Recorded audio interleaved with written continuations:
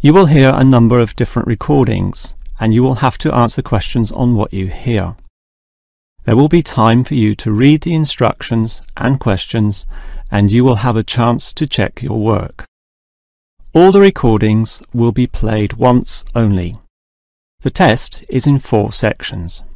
At the end of the test, you will be given 10 minutes to transfer your answers to an answer sheet. Now turn to Section 1. Section 1. You will hear 2 students, Peter and Mary, discussing their new eating plan.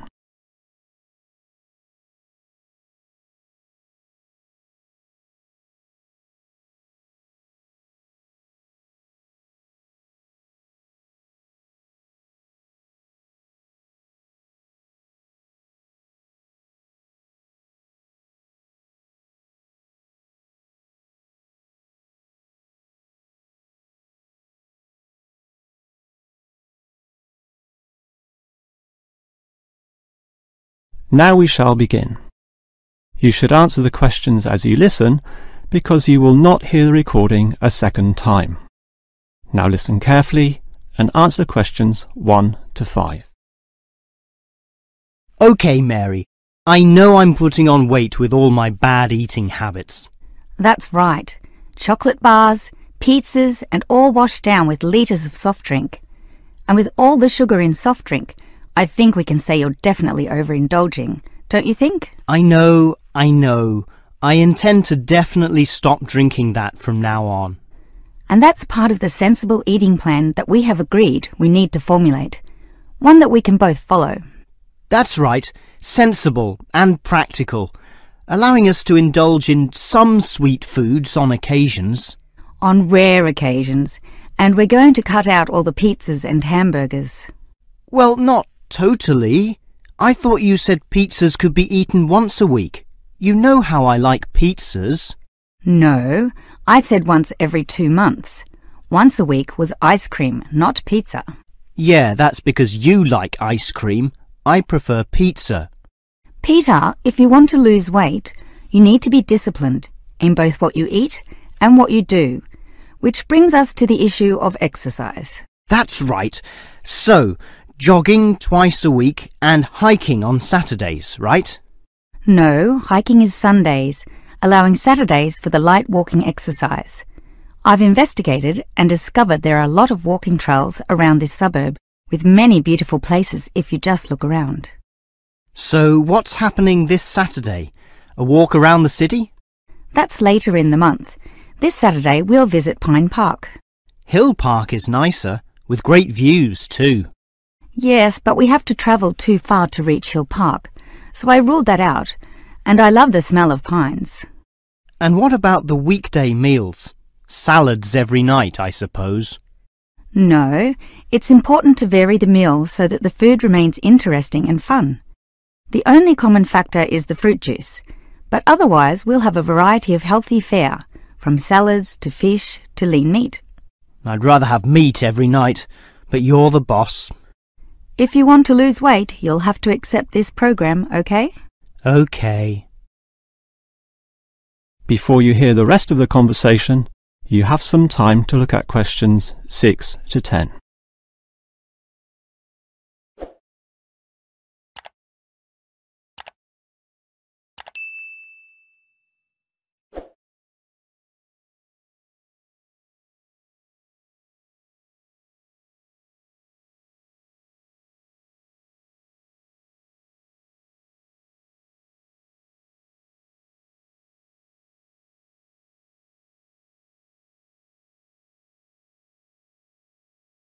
Now listen and answer questions 6 to 10.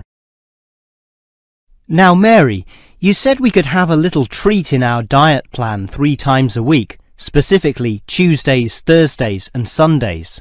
Yes, a very small treat, but something to reward us for all the discipline shown. Such rewards will motivate us to continue the diet. So on Tuesdays, what can I choose? You have a choice between a small serving of chocolate, ice cream or biscuits. OK, well, I'll go for the biscuits. I love those crunchy little things with my cup of tea. So do you, right? I do indeed, so I'll have them too, saving the ice cream for later. But I know how much you like ice cream, so why don't you save it for the end of the week? That will give you the motivation to keep going, and you can have chocolate midweek. That's a good idea, but I think the most important thing is for you and I to eat different things on those other 2 days. Well, if you think that way, I'll eat the ice cream on Thursdays, not the chocolate, okay? Well, if you're having that, then I can't have ice cream. In order to be different, I'll have the chocolate. So we can compare our different snacks, and maybe even share a little with each other. Exactly. And the variety and fun involved will take our minds of wanting more. Eating for fun. A good idea. And then you can have the chocolate on Sunday, right? But I like biscuits. Actually, I want biscuits again to have with my cup of tea. But you have the biscuits on Monday, remember? And we can't repeat. Oh, come on. This isn't fixed in concrete. I can have them again instead of chocolate. You might like variety, but I don't. I'm a creature of habit. Well, the whole point of this was to taste different snacks. But if you want the same thing, okay. I, for one, am sticking to the original plan, with ice cream to finish the week and not another dose of chocolate. That is the end of section 1. You now have half a minute to check your answers.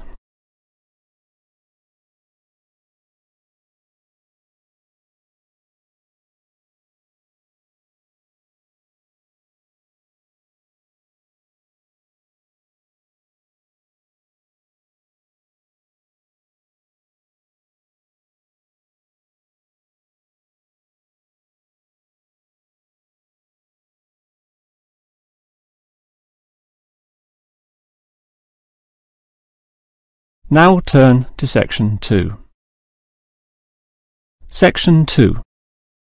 You will hear a childcare worker telling some mothers about the advantages of her centre. First, you have some time to look at questions 11 to 16.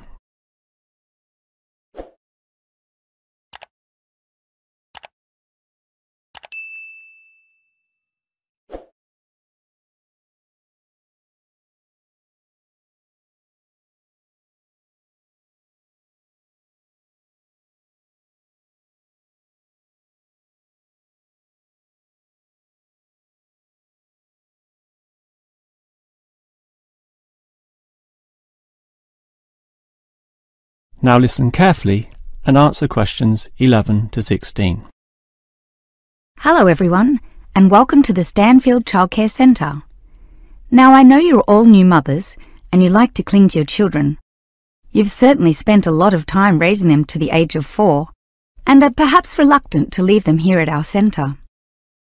Well, one of the first things you should understand is that here it is safe. Very safe. Look around and you'll see that every room has padded walls.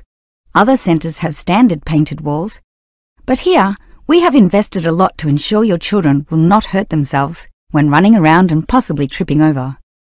This padding extends around all corners. That is, the areas most likely to bruise and cut your active little child. So, you can rest assured that any accidents of a physical nature are not likely to happen here. Now, you don't want to dump your child at this centre and let them waste their time. You want them to learn, and that's one of the greatest assets of our establishment. Our staff are not only trained childcare workers, but all of them have a special skill which they can impart to your child. Whether it be teaching the ABC, some basic mathematics, artistic skills, or physical education. We are particularly known for our preschool literacy program and have a wealth of learning toys specially designed to develop your child's potential. Of course, one concern many mothers have is that, in environments such as these, colds and flus and other viral nasties can be easily spread around. It's a very legitimate concern, and one which we take seriously, and we pride ourselves on our precautions. For a start, unlike most centres which clean with standard detergents, we disinfect every service at the end of every day, using a special disinfectant wash. Some places just wipe surfaces daily with a damp cloth, but not us, and that's just the start. We also physically check your children when they arrive every day, and if we feel your child is sick, we ask him or her to wear a face mask to ensure germs are not transmitted. If your child is noticeably sick, then we ask you to take them back home to recover. This might sound a little unkind, but we hope parents can understand that these measures are for the benefit of all. Before you hear the rest of the talk, you have some time to look at questions 17 to 20.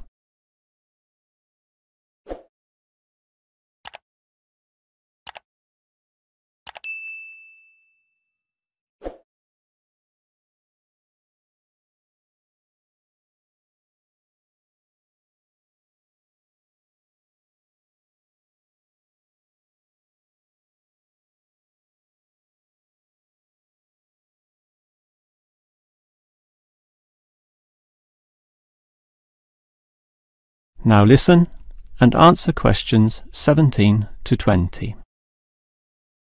Now at Stanfield Childcare Centre, we have excellent childcare officers, and let me briefly introduce them.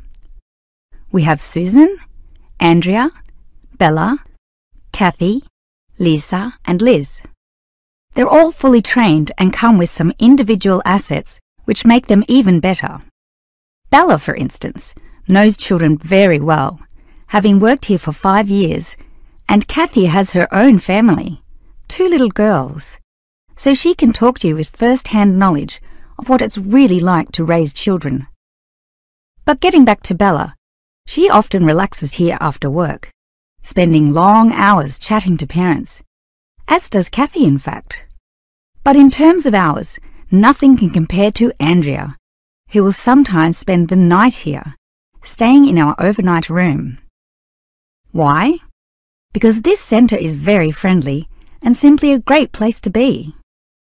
Bella, for example, used to be quite shy herself, but now is marvellous with the little kiddies, as outgoing as any of them. We let Kathy, though, deal with the particularly quiet and introverted children, since having her own family, she knows what can really bring them out. Of course, what better way to do this than with yummy homemade cakes, and Kathy often gets these from Bella, who can make some of the best in town. Yes, everyone here brings something special, which is why we're one of the best childcare centres in the business. That is the end of section 2. You now have half a minute to check your answers.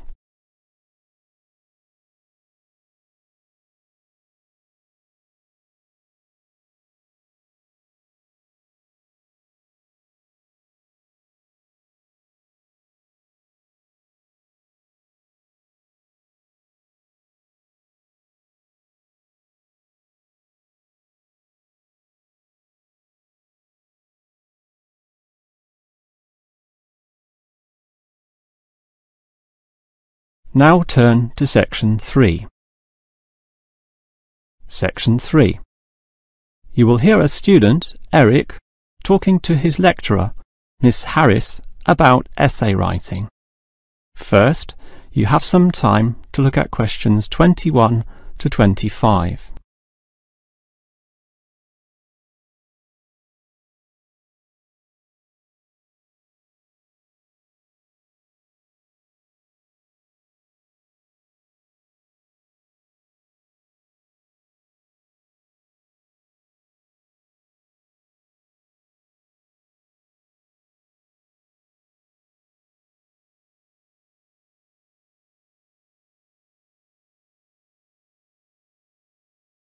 Now listen carefully and answer questions 21 to 25. Hi, Miss Harris. Here we are talking once again. Well, I'm always willing to help out wherever possible. Is anything troubling you? Well, your advice last week about writing summaries was very useful, and I'm using these summaries a lot in order to prepare my final master's thesis.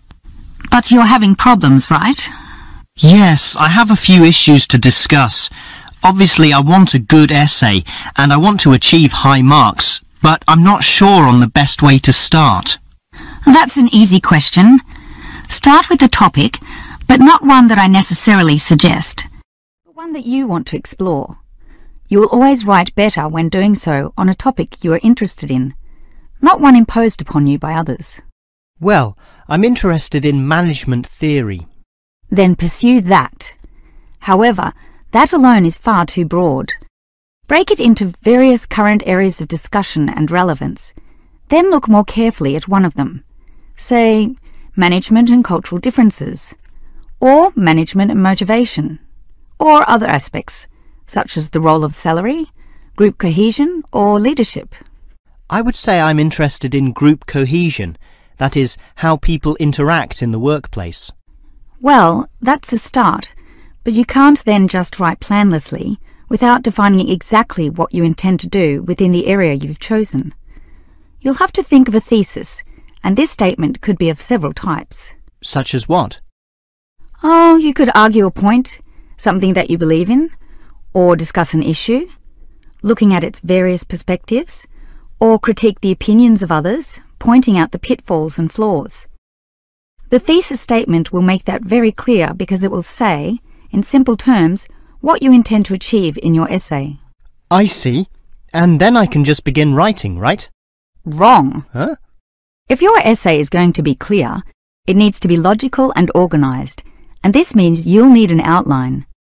This could be written as a flowchart or spider graph, that is, a series of connected lines. But whatever shape the outline takes, there must be a sense of progress in, more or less, a straight line towards a goal. And then my essay will be good? With such progression, definitely, as long as you do achieve everything that you set out to do, as specified in the beginning, okay? Before you hear the rest of the conversation, you have some time to look at questions 26 to 30.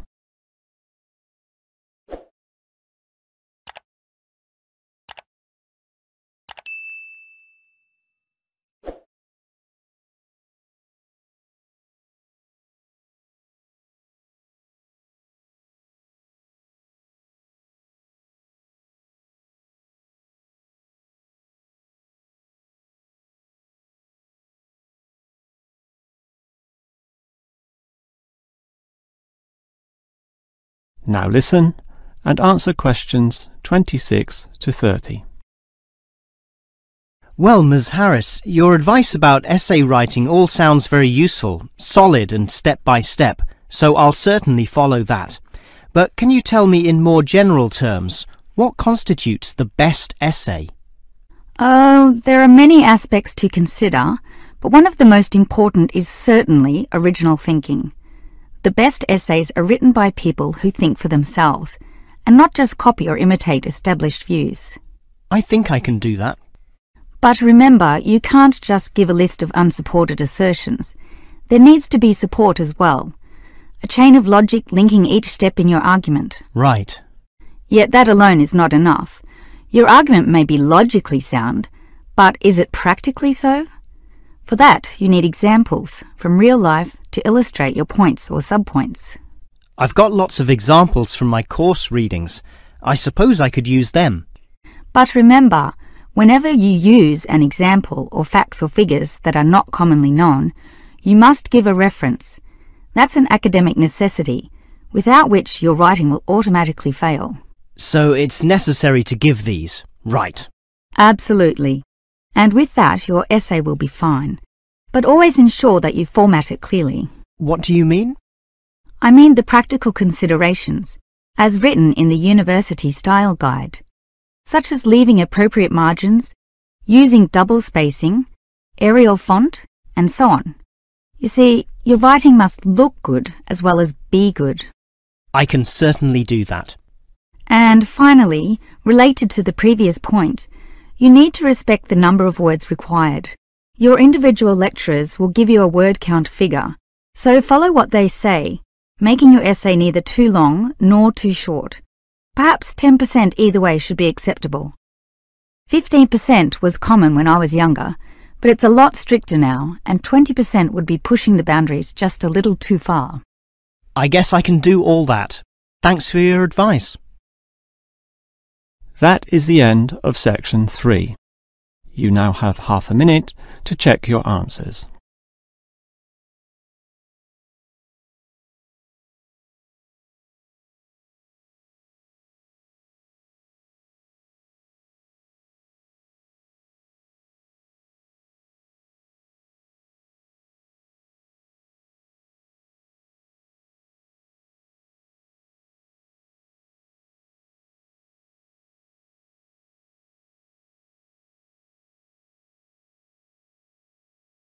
Now turn to section 4.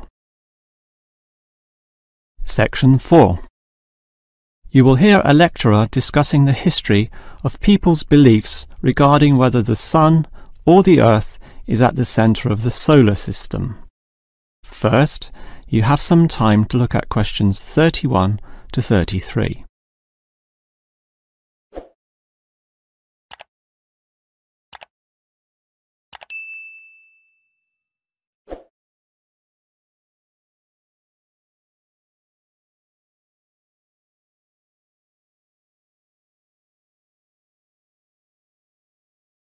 Now listen carefully and answer questions 31 to 33.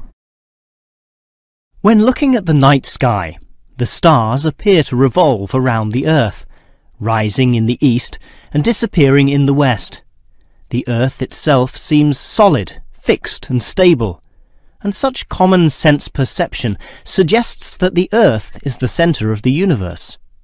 This is known as geocentrism, with geo meaning earth, and all pre-modern civilizations drew this conclusion. We now know, of course, that the Earth revolves around the Sun, and this is called heliocentrism, with helio meaning sun. But historically, it took quite a while for this to be deduced.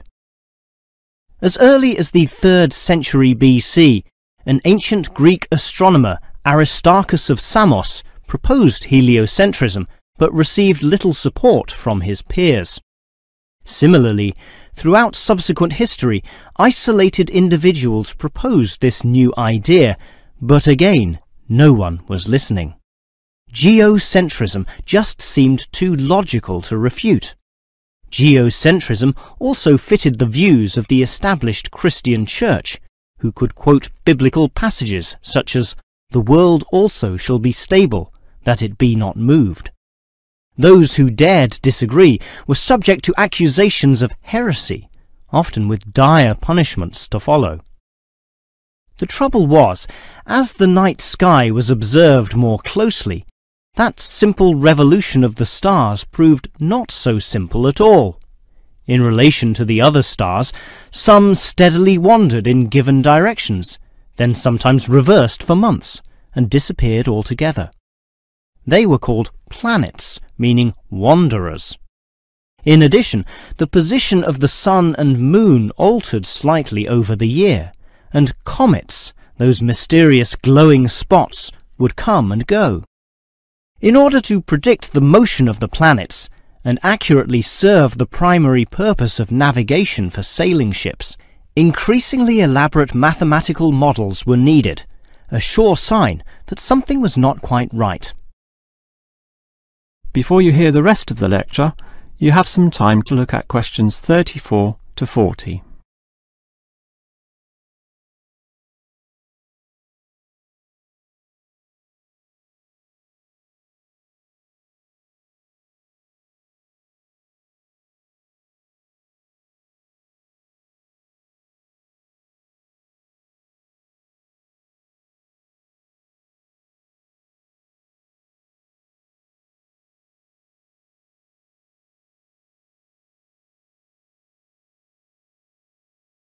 Now listen and answer questions 34 to 40. Heliocentrism, or the belief that the Sun is the centre of the solar system, still needed a mathematically sound description before it could be scientifically accepted. And it was a Polish astronomer, Nicholas Copernicus, who in 1543 first published this.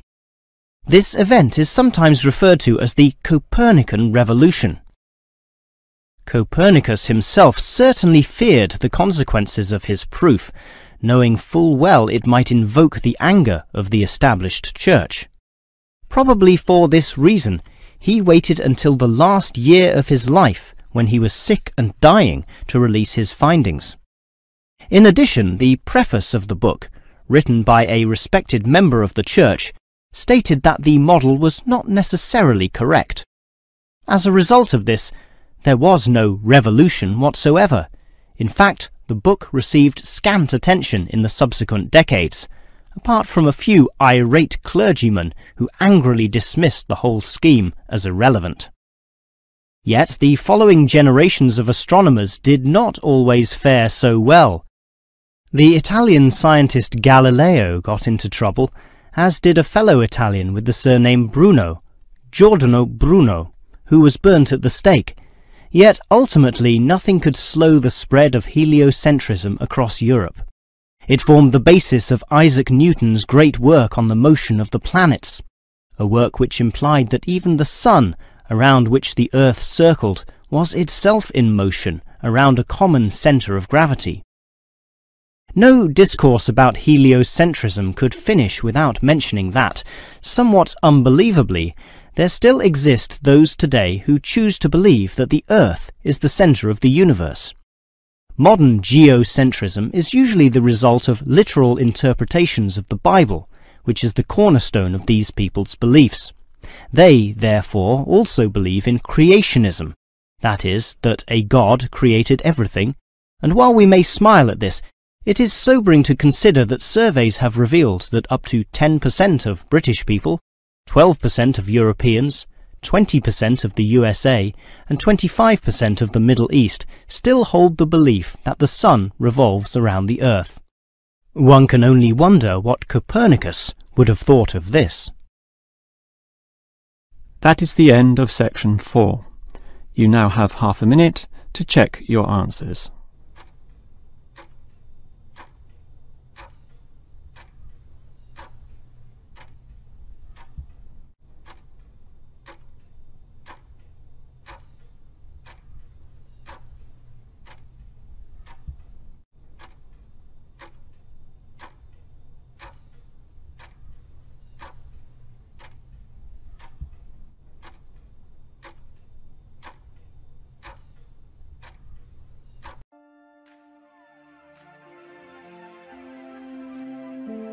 That is the end of the listening test. In the Ielts test, you would now have 10 minutes to transfer your answers to the answer sheet.